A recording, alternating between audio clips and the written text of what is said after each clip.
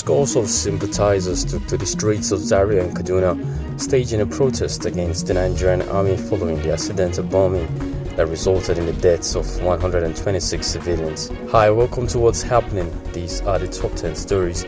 At number 1, scores of sympathizers marched the streets of Zaria in Kaduna, protesting the accidental bombing of 126 civilians by the Nigerian army. The protesters carried placards with inscriptions like #SecureNorth, #Justice for Igabi to express their disbelief and sorrow over the tragic incident. The army authorities have taken responsibility for the regrettable operational error, and the National Emergency Management Agency reported 66 people receiving treatment for injuries.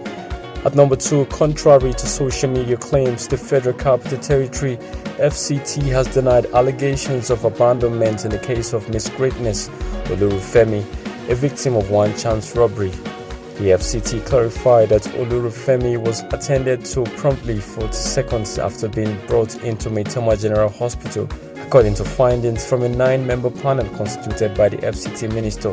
The panel revealed that Olurufemi was brought into the hospital already deceased, identified the cause of death as strangulation, and noted systemic inadequacies in handling the body due to morgue space issues.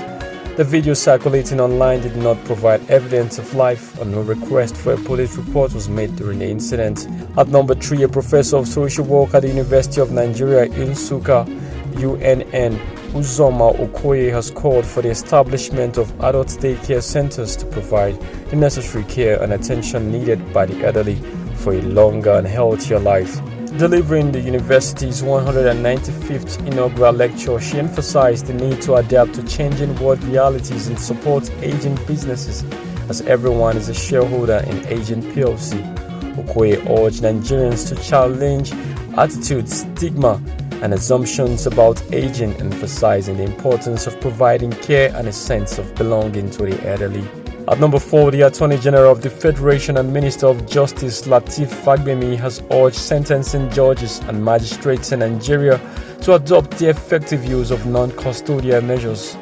Fagbemi emphasized the global shift towards alternatives to imprisonment for offenders and called for the proper implementation of these measures.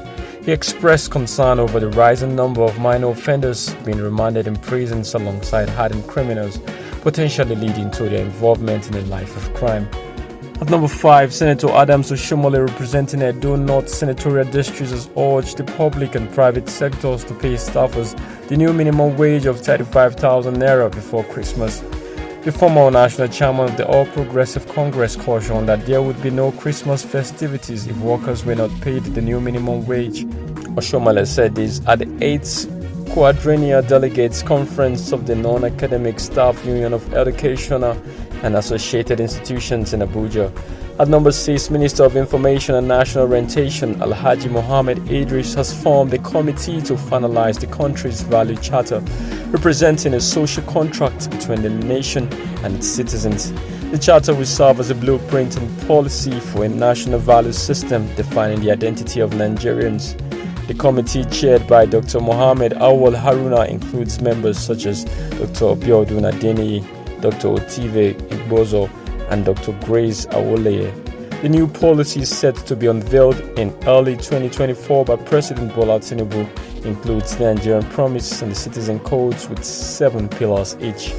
At number 7, the Committee for the Defense of Human Rights has called on the Osun State government to promptly implement recommendations from its 2023 Education Summit. The 3-day summit held in August 2023 focused on repositioning science education in Osun to meet global standards.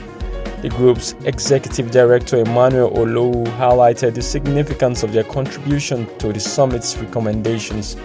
Olowu urged the Osun government to expedite the production of a white paper to facilitate the implementation of the summit's suggestions for advancing the education sector in the state.